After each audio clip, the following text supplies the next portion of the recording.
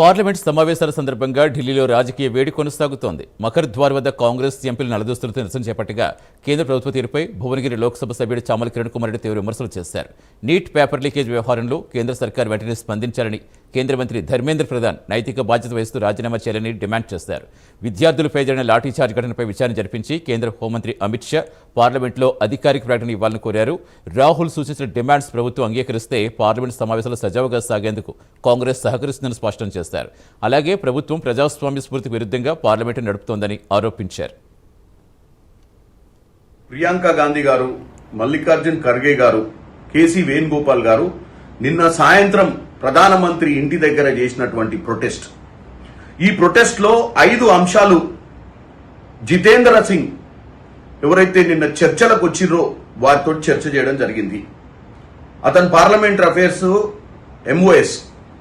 చర్చల్లో ముఖ్యంగా గత పార్లమెంట్ సెషన్ నుంచి మేము ఏదైతే అడుగుతున్నామో పేపర్ లీకులకు సంబంధించి ధర్మేంద్ర ప్రధాన్ గారు బాధ్యత తీసుకొని రాజీనామా చేయాల్సిన అవసరం ఉంది.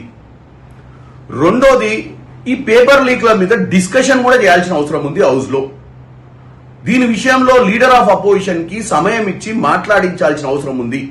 ఒకవేళ అది మాట్లాడిచ్చే ఉంటే గత సెషన్ నుంచి ఈ రోజు ఈ యొక్క ప్రధానమంత్రి ఇంటి దగ్గర ధర్నా చేయాల్సిన పరిస్థితే వచ్చేది కాదు. మూడో అంశం వచ్చి మొన్న 20వ తారీఖు నాడు ఏదైతే కాక్రోచ్ జనతా పార్టీ ఇచ్చినటువంటి పిలుపు మేరకు విద్యార్థులను అమానుషంగా కొట్టినటువంటి విషయాన్ని ఇమీడియట్ గా ఇన్వెస్టిగేషన్ చేయించాలి. నాలుగోది, హోమ్ మినిస్టర్ గారు అమిత్ షా గారు